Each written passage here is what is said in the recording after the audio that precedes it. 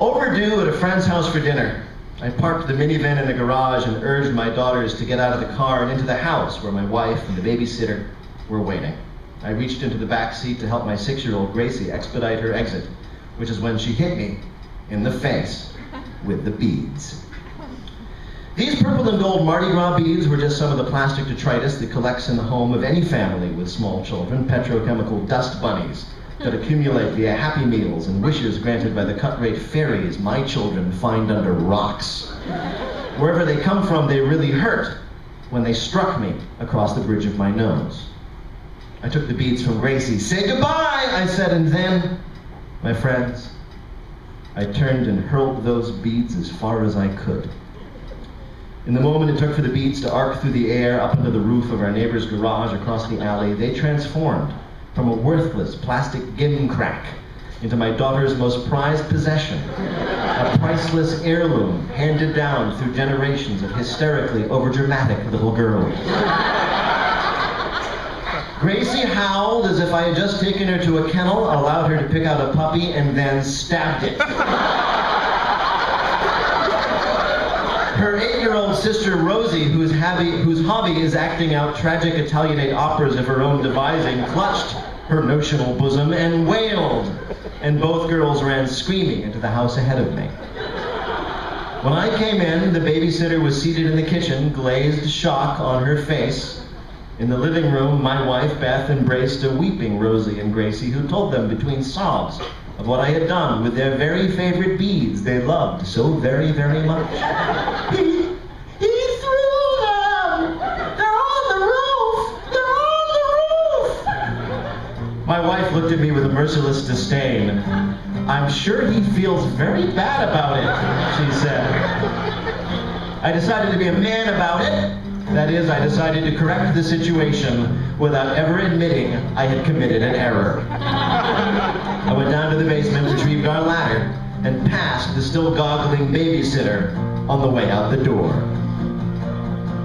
When this old world starts getting you down, and people are just too much for me to take up on the roof. The ladder came up to about 3 feet below the lip of the roof of the neighbor's garage. I easily hoisted myself up and retrieved the holy beads of Turin. Then I tried to come down, but seated on the edge of the roof, my dangling legs hung a good foot above the very top of the ladder. To get back onto the ladder, I'd have to slide off the roof, fall for a foot, hit the 3-inch wide top of the ladder, and hope that it wouldn't topple over. I stood up and went to each side of the garage roof to look for the pile of garbage bags filled with K-pop that are always below any high precipice supporting a hero. No dice. There was a tree growing next to the garage. Sometimes heroes jump from high places onto trees, which bend willingly, and thus the heroes are able to descend to the ground. This tree looked prickly and sharp, and just as high, frankly, as the roof. It began to occur to me that I wasn't the hero. Up on the roof, up on the roof. I considered calling for help. If my wife and children came out along with the babysitter, any anger they felt would be immediately washed away by the flood of laughter and joy expressed by my humiliating plight. "Papa's on the roof!" Gracie would shout and clap her little hands together, and all would beam and grin until darkness inexorably fell. Or a neighbor answers my call, perhaps even the neighbor who owned the garage.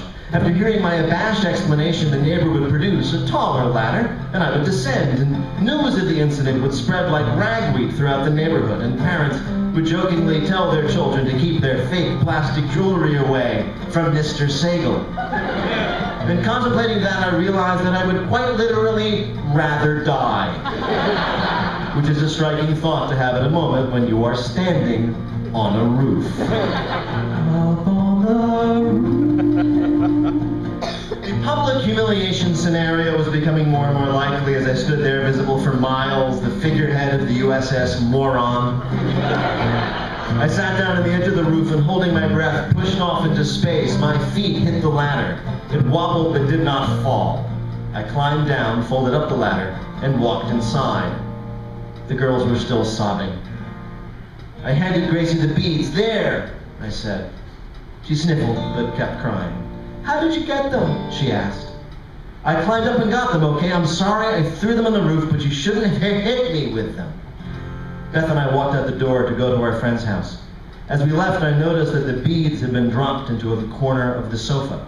They remained there for 2 months until Beth found them while cleaning and threw them out. Sorry, I said to the babysitter. It happens, she said. Does it? On the drive over to our friend's house, I kept scanning the roof lines, looking for rage-crazed dads, holding plastic toys, looking for a way down. Up on the roof.